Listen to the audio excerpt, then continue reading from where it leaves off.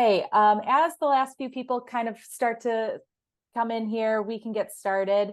I have met many of you, but my name is Maida Stange. I am the Newsmatch program manager, so I'm here to help you with anything from fundraising strategy to activating your campaigns and kind of the nuances around the program itself.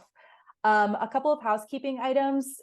Today's session will be recorded and sent to you via email likely tomorrow. So you'll get a link to the recording, the slides, any relevant resources that we might discuss. Throughout the course of the session today, feel free to pop your questions in the chat. We can also have some time to pause and have you raise your hand and ask questions. So we definitely want this to be an opportunity for you to kind of share your experiences, your questions, anything that might be coming up as it comes up. So I encourage you to take advantage of that. And with that, I will pass it along to Mac and Ashley. All right. Hey guys, welcome. So great to see everybody here. Today we're going to be talking about optimizing your website and newsletters. We're primarily going to be focused on CTAs today, and we're going to be talking about how to optimize for your website and newsletters year-round, as well as during campaign periods. So just a little agenda here. We're going to quickly introduce ourselves and News Revenue Hub if you're not familiar with us. We're going to go over how your site and your newsletters fit into the overall audience and membership funnel and how it kind of fits into your overall strategy. We're going to talk about best practices for CTAs in your newsletters and on your site, and then how you can use those best practices and emphasize them during campaign periods. We'll have time for questions at the end, and we're also here to give advice or to chat about different strategies that you're using. We want to hear from you, want to hear what you're experimenting with, what works, what doesn't, anything like that. We'll save plenty of time at the end for that. But like we said before, put questions in the chat. We're happy to answer it throughout the presentation as well. Yeah, so let's get started. So hello from News Revenue Hub. If you're not familiar with us, we are a nonprofit consulting and technology company. We're made up of a team of about 30 now, veteran journalists, technologists, nonprofit leaders, and we believe that democracy depends on accessible and high quality journalism.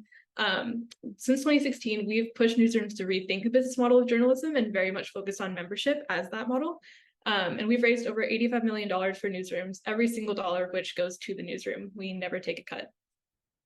We also have a contribution platform called News Revenue Engine, which helps you collect money and manage data. It integrates with Stripe, which is a payment processor, to collect revenue and execute recurring donations.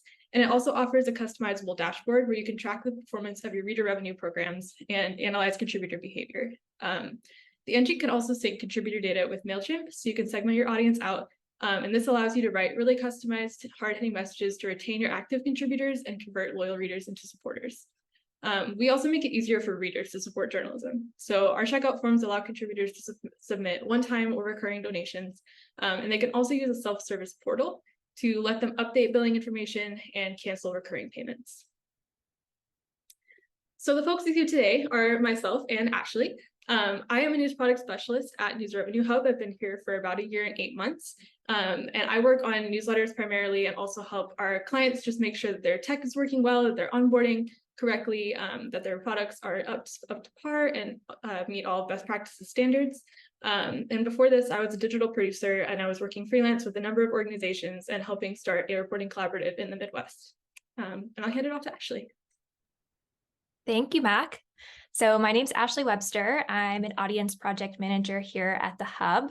I'm newer to the Hub. I've been here about 4 or 5 months. Prior to that, I was leading the audience team at Quartz. So my background is mostly audience focused, although I'm working on audience and membership initiatives here at the Hub with our partner newsrooms. So because of my audience background, I've thought a lot about optimization on all different surfaces. So I really like talking about it. So we'll get started. So first, we're going to talk about your site and newsletters in the funnel and how we approach optimization and think about it, why it's so important to us. So looking at the loyalty funnel, optimization is really all about making sure your readers have easy ways to sign up for different parts of your site. And the reason why optimization is so important to us and why we think about it is it's one of the first chances for you to capture your readers and start building a relationship with them. So if you're looking at this funnel, stage 1, the top of the funnel, you want users to find your site And this is accomplished by following SEO best practices, having engaging content, having a visible brand. And then you move on to stage 2, and this is where site and newsletter optimization really start and really become important. So this is your chance to establish a relationship. Readers will subscribe to your newsletters, they'll click around your site, they'll explore different sections, and then they will return. And that's most important because then hopefully they will reach the bottom of the funnel and convert to members and loyal readers. And this all feeds into your larger revenue goals.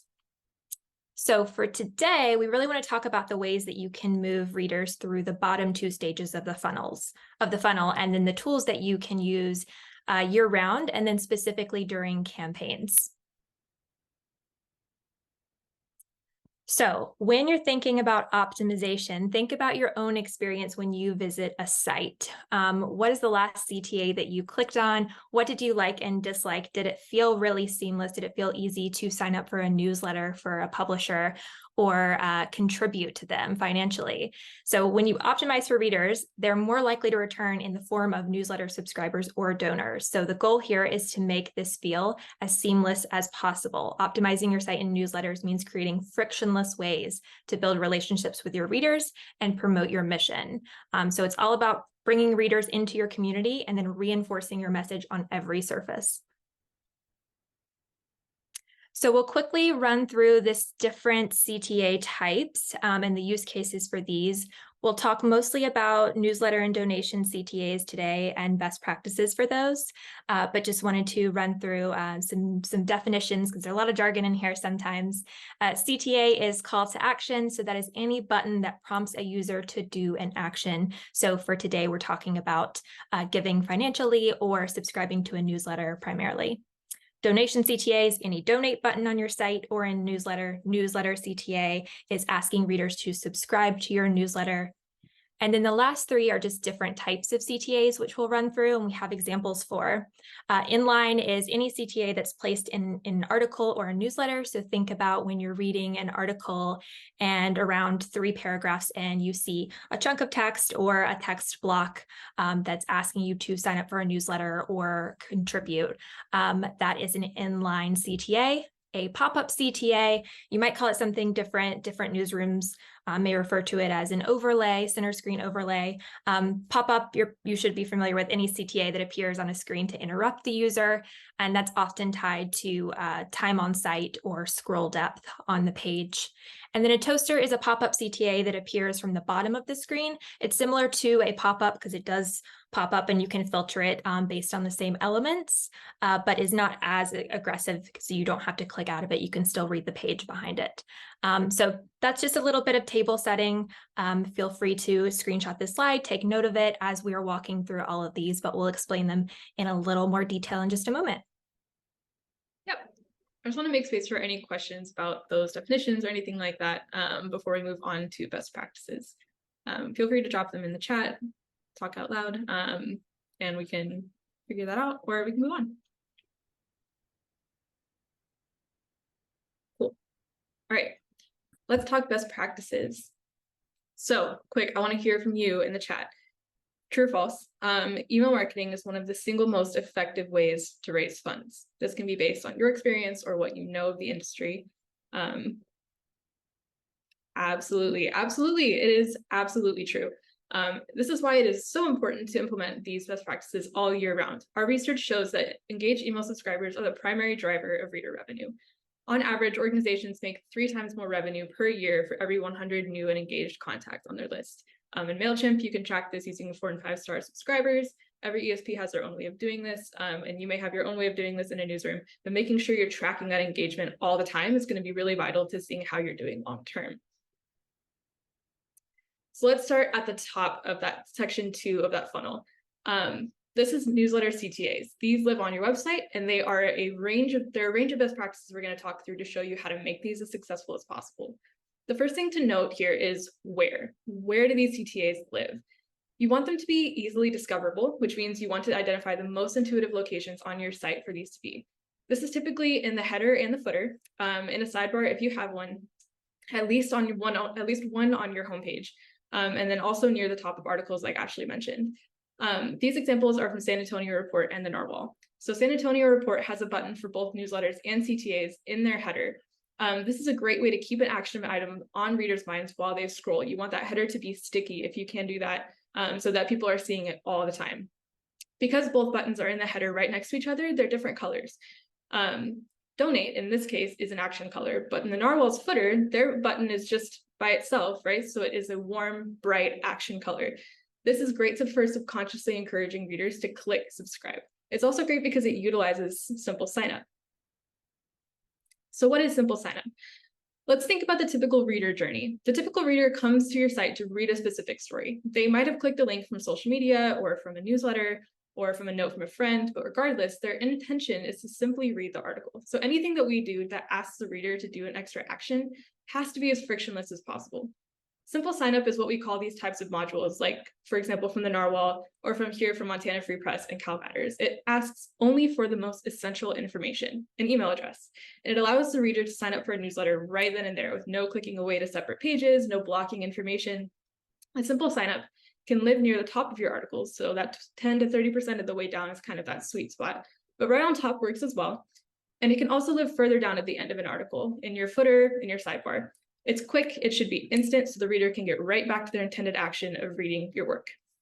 Now, I love these examples from Montana Free Press and from Cal Matters for their simplicity. They're branded, they look good, but also for the information that they offer. So let's talk about how to maximize that limited space that CTAs offer. CTAs, by nature, are usually pretty small. You might have bigger, higher effort CTAs, especially during campaign periods or for big appeals, but typically they don't take up much space. So what information needs to go here? There's a few key facts that you have to relay: what the newsletter is and how often it's going to hit their inbox. Providing this information up front does a few things for you. The first is it's going to encourage only readers who actually want to get those specific newsletters to sign up. And this is a long game, right? Saying this newsletter is daily, kind of like the Voice of San Diego does here, might discourage some folks who don't want a daily newsletter. But that's okay, because it's going to result in a newsletter list over time that is way more engaged, and it will result in fewer unsubscribes. So a healthier, more engaged list leads to higher conversion rates and happier readers. Providing this information upfront also offers a chance to let your actions speak louder than words when it comes to your mission statement. So you're showing the reader that you're transparent upfront about what you're offering and that your product has value. And you think it does have value because you can talk about it and know that you're talking about it in good faith. This leads to higher rates of reader trust over time. So there's that. But if you have more than one newsletter, you might be thinking, why would I only subscribe readers to one newsletter at a time? This is where landing pages and cross-promotion can come into play. So newsletter landing pages are what can live behind navigation tabs or just the newsletters button in your header. You might have seen many versions of these across different publications. They can be really slick or they can be really dense, and they'll probably always have a lot of checkboxes. No matter how you design it, the principles we just talked about still stand. Try to only make readers enter their email address one time and then they can check which newsletters they want to receive. So on this example from Berkeley side, each newsletter still includes that short, sweet, to the point description that is essentially a menu of newsletter options, right? And allows people to customize their newsletter diet and gives them agency over the information that they're consuming from you. This helps also avoid newsletter overload and also helps avoid news avoidance. So we talked about inline article CTAs, talked about headers, talked about footers, but what about the pop-up, right? Pop-ups, like Ashley explained earlier, are incredibly effective as a year-round way to drive acquisition and conversions, but they are only effective if they're implemented correctly. So again, we return to that reader journey. How many times have you gone to a website, let's say like a baking recipe website, and immediately been dropped into a battle against ads, right? Every scroll, every place that your finger hits, every time you try to drag, you get an ad sliding in with like either the tiniest little X you've ever seen or no X at all. Bonus points for autoplay videos with sound. That's an objectively terrible user experience. Don't do that to your readers. They will bounce away entirely. Pop-up CTAs, which are overlays, and their cousins, which are toasters and slide in from the side or from the bottom, should be easily escapable, but they should still be prominent. They can be really, really effective when both are done well. So these examples from Bridge, Michigan and the Center for Public Integrity use all of our CTAs best practices, and they include those clear corner X's for readers to use if they aren't interested in signing up just now. So those are newsletter CTAs, but what about donation CTAs?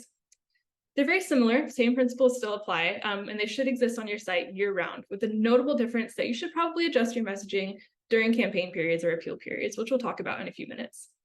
Outside of campaign periods, you should still be using this space to reaffirm your value proposition and your status as a nonprofit.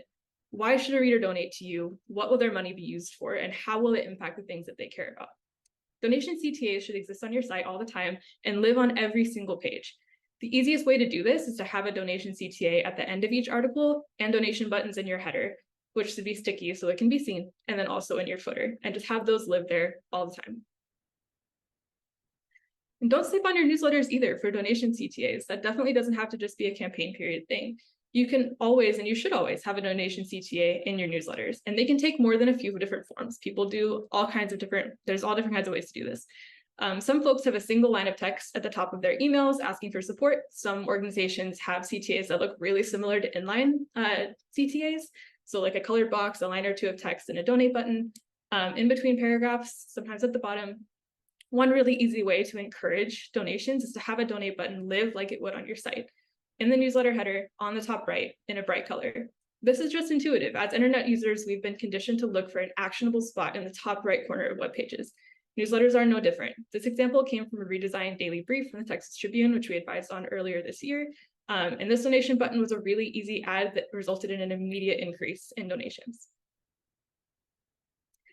CTAs are important, and they should be absolutely everywhere all the time. Organizations with optimized CTAs have a higher percentage of readers that know that they're nonprofit, which directly correlates with a higher recurring donation and retention rate. And they're especially important during campaign periods. So we're going to move on, but I just want to make sure, I want to see if there's any questions in the chat that came up or anything. I can't see it, but before we move into campaigns. Yeah, so we're going to take a minute to pause. I do want to surface a good question that came up in the chat that Abby provided an answer to, but for those of you who might be watching this recording later, hello, this is for you. So Aurora from Bay City News asks, we're looking into whether we can add 2 CTA buttons for the newsletter sign up and to donate to the top of every page, but if they can only do one, which one should they do? Newsletter sign up or donate? Abby, who is also at News Revenue Hub, responded that if you can only do one, most newsrooms would utilize the header for the donate button, because then you can have a simple sign up newsletter CTA elsewhere on the page. But obviously, ideally, every page has a way both to donate as well as sign up for the newsletter. So whichever one you put in the header, make sure you have the other one represented elsewhere. So that might be an opportunity to use the pop-up or use your sidebar, as long as you have that donate button elsewhere. And then this was interesting as well from Allison. She shared that pop-ups were their #3 revenue source after emails and matching funds during Newsmatch last year. So if you use those pop-ups effectively, they can certainly help out with that. So just wanted to make sure that we got those on the record, and then I will open it up to see if that surfaced any additional questions from those of you who are in the room. You can feel free to either drop them in the chat or pop off of mute for a minute.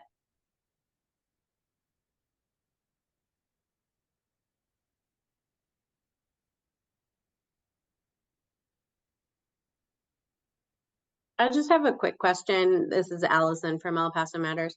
Do you see a huge difference or significant difference between graphic CTAs and text-based CTAs? And I'm specifically talking about pop-ups, but also inline and sidebar. Actually, you might have a take on this. I don't know if we have tracked a specific difference between the two. And I can't speak from experience, but Ashley might know better in this regard. But I do know that we can get back to you on that. If you wouldn't mind, like I can check that out after this presentation and send you an email. But I will say that we do encourage changing those up all the time, regardless of whether or not they're visual or text, just to keep visual interest and keep people seeing it that maybe come to your site very often.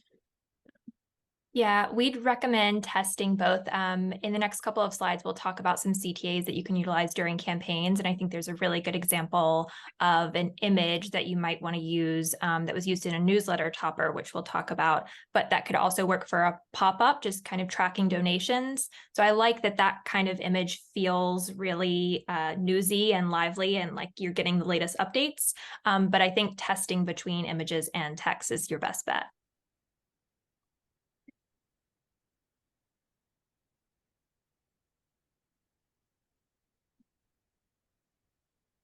Right.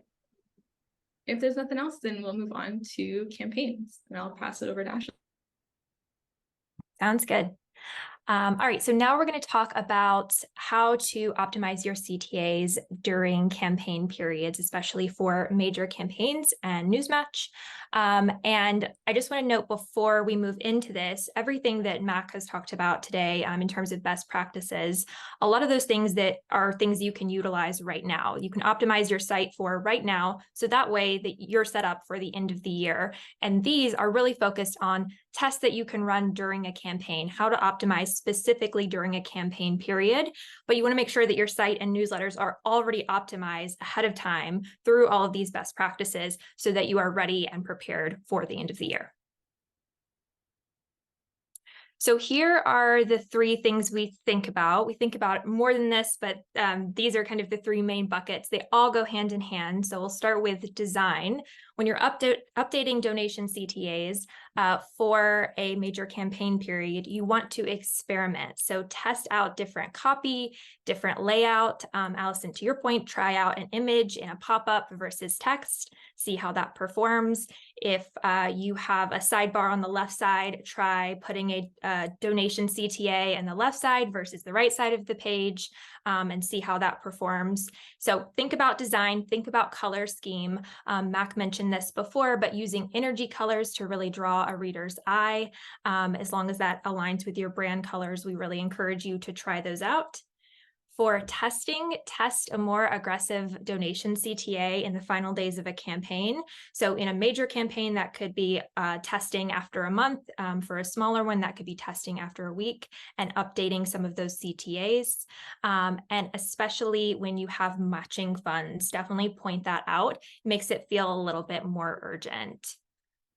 Aurora, I saw you ask, what are energy colors? Anything that's a bright color that kind of goes in your brand toolkit. Those are your yellows and oranges, sometimes bright blues, but kind of just depends on the colors on your site.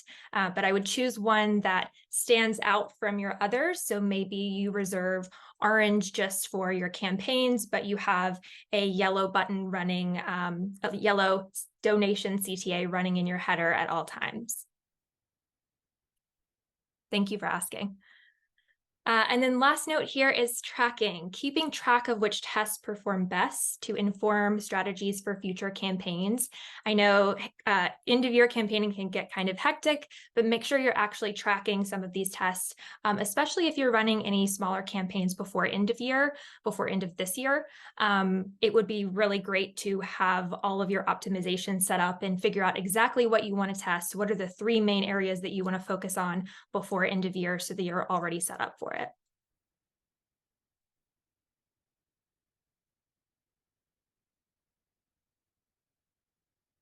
All right, and then we have an example here. This is from the Oakland side, out of Oakland, California. And this is a pop-up that they ran during end of year last year. And I thought it was a really great example. I want to point out a couple of elements here. So they're testing the pop-up here, and they've updated the messaging throughout the campaign. It also feels really voicey and personal to them.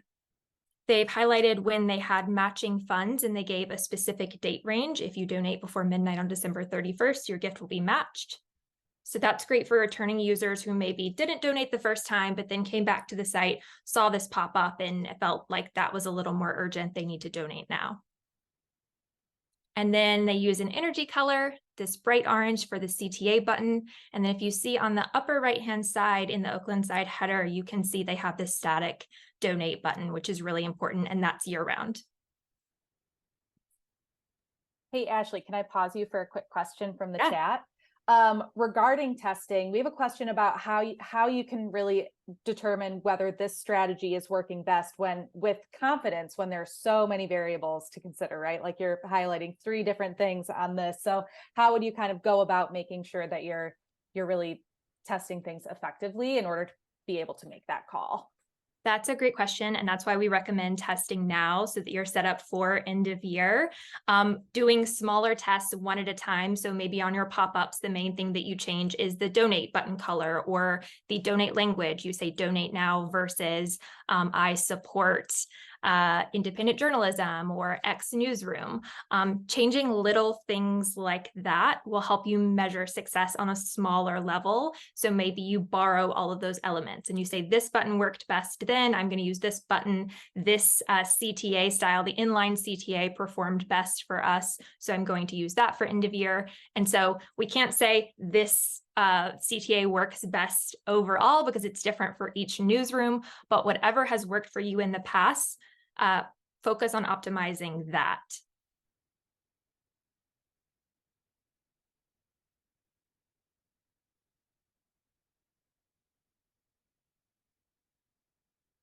All right, on to newsletter toppers. Newsletter toppers are one of our favorite tools to utilize during campaigns. They're highly effective because they're placed directly next to editorial content where you already have lots of engaged subscribers. So they're designed to grab a reader's attention. They can be segmented to display for subscribers who aren't donors, which is great. And you can experiment here. So this is the image that I was talking about earlier. The top image is from the Texas Tribune from their member drive. And you can see their new member goal here. And I think this is a really effective image because it feels updated, it feels fresh, and also uses kind of an action color here. And then this bottom example from the city uses a bright action color, but feels really natural and really organic when you're scrolling through a newsletter and you have this at the top.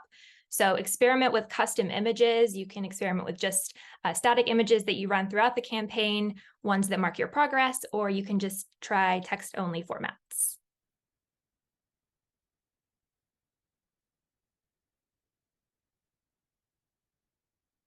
All right, and now we want to learn from you and give you the platform to learn from each other. So our question here is, what are some campaign tactics that have worked well for your newsroom? Allison already shared one, so thanks for getting us started there with pop-ups. But what's one thing that you run every single campaign that works really well for your newsroom? Or what's something that you've wanted to test but haven't tested yet? Or if you've tested something in the last 3 months that's new to you and has worked really well in one of your recent campaigns, we want to hear all of those examples. So feel free to go ahead and start dropping them in the chat. We would love that. And then we have one more slide, so I'll just keep giving a few examples while folks are dropping in the chat. Some other things that we've seen work at News Revenue Hub and the newsrooms we work with: text-only donation CTAs in the body text of article pages. So that can be at the top. That can also work for newsletter signups on specific, if you have a specific newsletter tied to maybe that aligns with a section site on the, a section on the site, then that can be really effective. Customized CTAs on specific site sections. So updating the copy for those. And then inline CTAs in editorial newsletters. So very similar to newsletter toppers. They just don't appear at the top and are often not an image. This can work really well if you're tying it directly to editorial content or a future project. So if you're fundraising around a specific editorial special project, that's a great way to point out this is what your contribution will actually fund. And I think that's it. Mac, if you want to close us out on the last slide, and then we can turn to discussion and any questions. Sorry, I'm on mute. Yeah, absolutely. So we can kind of continue this, the chat here, but we just want to know like how we can help you. There's a ton of things that we can advise on, from which key performance indicators you should be looking at when you're doing testing, design things that you're curious about, any terms that we use that maybe you haven't heard before or you're curious about, technical limitations that you have. I know that lots of people use many different platforms for newsletters and for customer or donation management systems and websites. So lots of things maybe don't integrate the same way. Many workflows that you have going right now that maybe are working or aren't working for you, copy ideas and more. And if you don't think of anything right now, but you think of something later, both Ashley and I are available via email, or you can book some time with us on our Calendlies. And we're more than happy to chat with you and coach you through whatever you need before a news match.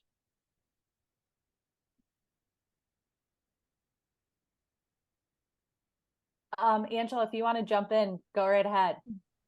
Okay, hey, so I don't know if this is too complicated of a question for this forum. So if it's something for later, then let me know, because we're like a very new startup. But I'm trying to figure out, so we have the hub and we're using Stripe to gather donations, but we need like that third piece that's going to track our donors on the back end. And is there like a third party platform? Oh, and then we use MailChimp to send out our emails. Like, how do I connect all of these? So I'm building like a donor. So I'm integrating my marketing, my email marketing with my donor base. Absolutely. Angela, who do you work for by chance? The investigative project in Chicago. Okay, so you're on News Revenue Engine? Yeah, we just signed up. So we're brand new. Yeah. Okay. Well, we can get in touch with you. Our next plan up from the one that it sounds like you're currently on helps integrate MailChimp. And it will be able to help you segment out all of those newsletters and kind of track people in MailChimp as well as on the back end. And we're working on rolling out some features that I think would be really useful to you. So if you'd like, send me an email. I work on the success team, and this is what we do. We were more than happy to meet with you and chat with you more about how we can help you utilize News Revenue Engine a little bit better in that regard, and kind of streamline all those integrations that you're talking about. Great. And does anybody use other platforms aside from that? Because yeah, I'm just trying to figure out what is the most cost effective for us as well, because we're a very small organization, so $2,000 is kind of a lot at this point. Yeah, definitely, that makes sense. I would encourage anyone that uses other things to talk in the chat. Little green light, that's definitely one. Angela, I'll also drop a link into our donor platform comparison guide that kind of gives you a comprehensive scan of the tools available and what capabilities they have.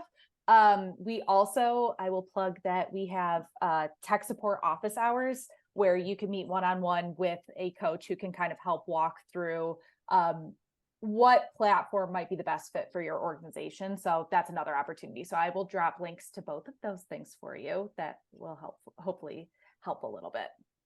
Thank you so much.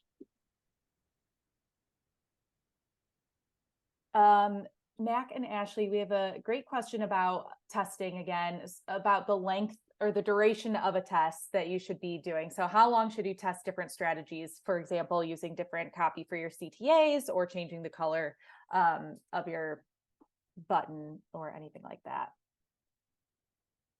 Yep, I can go first. I think for a campaign that tends to be pretty quick because you're utilizing a lot more of these CTAs during a campaign. So sometimes if it's a 2-week campaign, that might be checking in at the halfway point and just setting a goal then. For a longer campaign, that could be after the 1-month mark. But if you're just talking about year-round CTAs, setting time on your calendar for every 3 months or 6 months or so, having that set time frame where every 3 months or so you go in, see how those CTAs are performing. And if there are any really successful ones, pulling from those learnings and applying them to other CTAs on the site. If there are any underperforming ones, trying to optimize that text or copy a little bit better.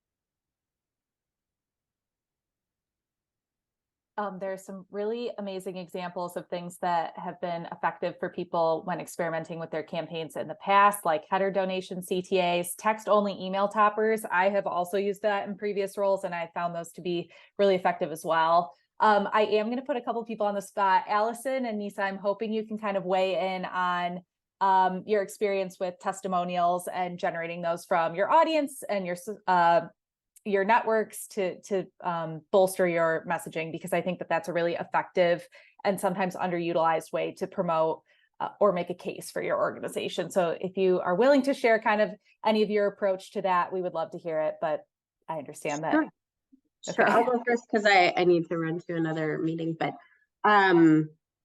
last year for Newsmatch, we asked for one of our board members, one of our major donors, and a host of one of our fundraisers from earlier in the year to assist us with testimonials.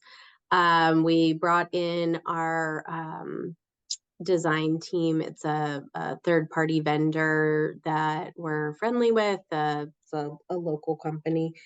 And they worked with us to capture video and photography of those individuals who gave their testimonials. We deployed those, along with our founder, talking about why we founded El Paso Matters, which I think is always really powerful. He's a very charismatic individual. So it depends on your publisher and how charismatic they are. But with those 4 videos, we decided to deploy 3 of them social media only, 1 of them through email. And I am in the midst of working with Abby and Ashley actually to look at the data from those 4 individuals and the way that we deployed them last year, the mixture of social media and email. We didn't try using them on our website, and maybe having a video on our website showing as a pop-up would have been even more a revenue driver in the pop-up that showed during Newsmatch, or at least during like the last 3 days of Newsmatch. So that's something that we'd like to experiment with. We have a list of about 15 people that we're hoping to tap for testimonials this year. And my plan is to start reaching out to them in early September to nail down A, if they're available, B, if they are going to need help with copywriting, or if they would prefer for us to like interview them, write it up, sort of ghostwrite it for them, and then have them approve it. And then also what mix of video and photography needs we have in addition to that. So that is something that we're experimenting with, because, and the reason behind using donor testimonials is because then it's not just us crowing about ourselves. It's people who have already made the commitment to support us, telling other people why they should support us as well. And I think that is a much bigger lever and a lower lift, because they have networks that we don't have. They can expand our network, et cetera, et cetera. So thank you for coming to my TED Talk. Thank you so much for sharing. It is so valuable to introduce those community voices into your campaign to really show the value that your newsroom offers to your own community. So I appreciate you walking people through what that process looked like. That's super helpful. Nisa, do you want to jump in? I see you came off mute. Sure. So we are a very small rural nonprofit newsroom, and we are a group of 5 mighty individuals who do just about everything. So last year, during our end of year Newsmatch campaign, we really, myself and my editor went to local nonprofits that we really provide their voice in the community, for, that have $0 at all to do that. And we really provide that platform for them. I just, quite frankly, went to them both in a phone call and in an email and said, hey, would you be willing to just give me a quick paragraph about what your experience has been like partnering with the PRT?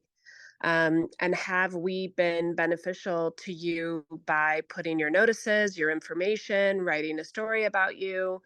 And what's your experience been? And then from there, can we share it with our community and in our fundraising campaign? I went to our local youth organization. I went to our community food bank. We went to one of our large donors who's also tied into a local small business. And every one of them agreed. And some of them sent me very nice, concise paragraphs that I didn't need to do anything with except just copy and paste and stick right in. And others were a little bit more, I don't know, nervous and didn't quite know what to say and needed some help. So we just jumped on a phone call, and I kind of went through some Q&A and then crafted their response from there, sent it back to them and said, does this sound like what you want to share with the community and with our campaign readers and donors? And they said, yes, absolutely. So we just, did a lot of straight to our community asking for help and their testimonials. And then we just put it directly in our email asks and said, we'd like to share with you what your community leaders and what your community members are saying about the importance of the PRT and our nonprofit news in our community. And quite frankly, if the nonprofit newspaper in our community goes away, it will affect, this group of people. And it was very effective. In fact, every piece of information that we sent out with a testimonial got on average 17% higher in donations than the pieces that didn't include testimonials. So this year, we're planning on putting a testimonial in every single piece that we send out through the campaign. Yeah, awesome. It's great that you had such a significant return by just introducing those voices from your community and the nonprofits that are in your community. So thank you so much for sharing that. Sure. There is quite the conversation in the chat about social, so I want to give that just a little bit of space while we have some time. So we had a question. Libby asks if anyone has had success in social media fundraising and notes that they themselves have not. Their social posts during their Newsmatch campaigns haven't really been effective. It seems to be that is pretty much the consensus among the group in the chat. Abby notes that the only time that she's seen strong success on social is when it's staffers sharing donation links as opposed to the publisher's account. So especially when those staffers are well known or have their own strong following. I will also throw in that I have seen this as an effective way to engage your board as well. That might be an opportunity for them to amplify that message among their own networks. We've seen some success with newsrooms who have pretty notable board members, whether they have, a notable public profile or they're just engaged in their community. So that could be an opportunity to kind of experiment with, provide your board members with some copy and tell them to have at it, whether they're most comfortable on Twitter or LinkedIn. But if anybody else has anything that they want to share in terms of what they've seen work or not work on social or other related questions, feel free to jump in. But I know that is a bee in many people's bonnets. I can jump in quickly. I just wanted to highlight Aurora's reply to that for social. I think even if you're not getting gifts from it, it can be important to reinforce brand messaging. Totally agree with that. And I find that the year-round optimization, the same way that you would include a donation CTA in your site header, having a donation Instagram story that just explains a little bit about you, why you need reader contributions, a little bit of explanation, and have that pinned year round, that can be just as effective as some campaign strategies.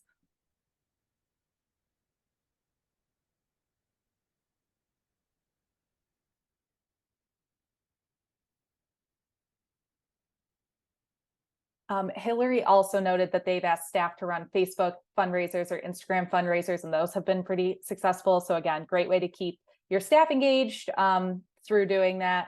And I am interested, a couple of people have mentioned that LinkedIn has actually been moderately successful. So I am like the least proficient of LinkedIn users, and it's really heartening to hear that at least there's some opportunity there maybe. And then Nisa also notes that while social has had very little success for actual fundraising, it did increase social traffic numbers. So again, good way to spread awareness, good way to promote or provide a little bit of education around what it means to be a nonprofit newsroom and why you rely on reader donations, even if you're not necessarily bringing those donations in from the platforms themselves. Any other last final questions, thoughts, things that you want to pose for the good of the group? I have a question, which is, this question came up for us because, we have 2 weekly newsletters, a local news focused one and an arts and culture. And so our signups so far have been focused on, do you want to sign up for one or both? But we do occasionally also send like behind the scenes, emails that are like profiles of our staff, stories that they've been working on, profiles of our interns, for example, that have donation call to actions. And we've gotten a few unsubscribes from sending those type of emails, more than what we normally get with our regular newsletters. And we were wondering, like, how transparent, I guess, do we have to be when people are signing up for our newsletters about what they're going to be getting, as far as, organizational updates from us, fundraising emails, because we want to be, open and honest with people, but we also, don't want that to discourage people from signing up. So if people have good examples of either like privacy policies or terms of service, as far as like when you're signing up to get emails from us, this is what you're going to be getting, and this is how you can, manage your preferences. We would really appreciate examples of that.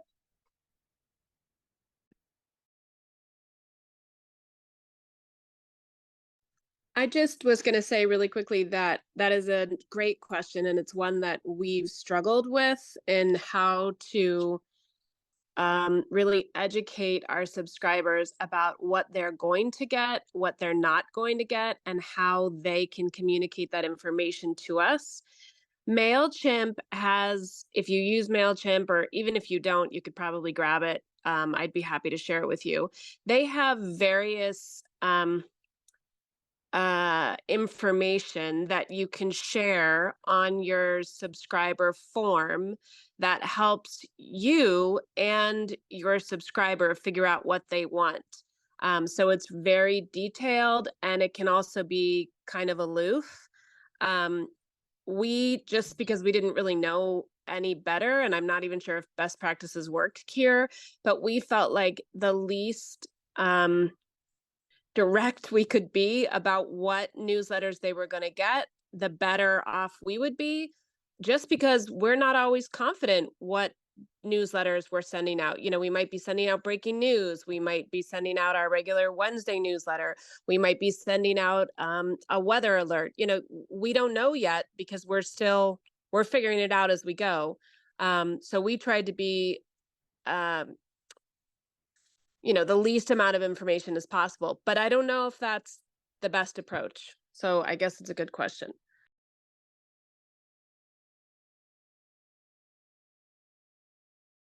So it may not be I can chime in here. It may not be the best long-term approach. I totally understand why it's happening, especially if you don't have a full understanding of what you want your strategy to be going forward, what you want that newsletter suite to look like.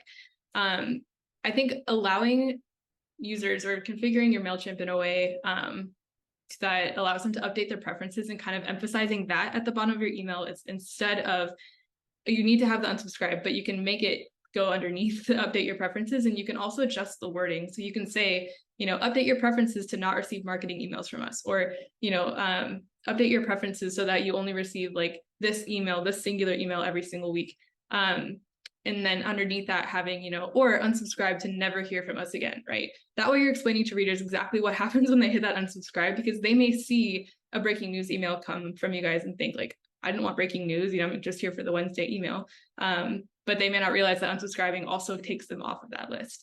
And so there's ways to kind of configure your footer as well, and kind of use that to your advantage. And then you can use tags and different segmenting opportunities that MailChimp offers to make sure that people can update their preferences accordingly and in a way that they want.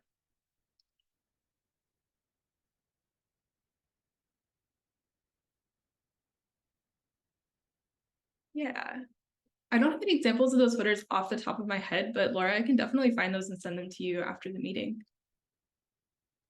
I just have a really quick question, and I don't know if this is even possible, but depending on how many people use MailChimp and how tough it's been for me to get to somebody at MailChimp to really give me some good direction, would anybody be willing to do some sort of, webinar or some sort of tutorial on MailChimp and how to do these preferences, depending on how many people here use MailChimp? Because I think that might be really helpful for a lot of us. I hear that. I've made a note. I have an inclination that many people have many questions about MailChimp, so I don't think you're alone in that. I'm going to reach out to our services team and see if we have any contacts at MailChimp that could maybe like be a direct source of some information. And then, yes, I will look into what opportunities exist in terms of kind of providing more guidance there. If anybody has, and people are sounding off in the chat that they would like that. So it sounds preference focused, but if there are any other like burning MailChimp questions you have, feel free to surface them. And we'll see what we can do in terms of turning something around. But yeah, MailChimp it would be helpful to hear directly from the source on that.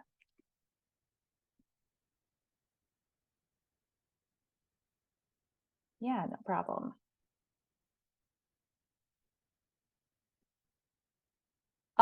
So I will be in touch with a lot of that information. And then Laura and Allison, we have promised you both some examples. So we'll see if we can source those and maybe add them to the frequently asked questions portion of when I post this online, so that other people can access those resources as well and kind of get a sense of what a customized footer might look like, so that you can kind of avoid some of just the blanket unsubscribes, as well as text only email toppers. So that's forthcoming.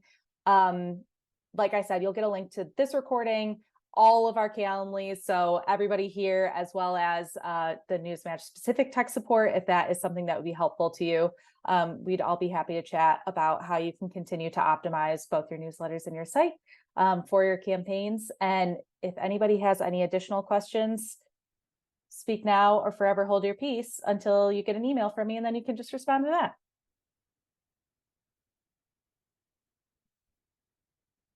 All right, amazing. Well, thank you everybody for your time today. Thank you everybody who shared what you're doing in your own campaigns and these really insightful questions. That was amazing. Oh yeah, Nisa, I will take that. I'll email you about those. But yeah, great session today, and I'll be in touch shortly, and feel free to reach out in the meantime if you have any questions. Thanks, everyone.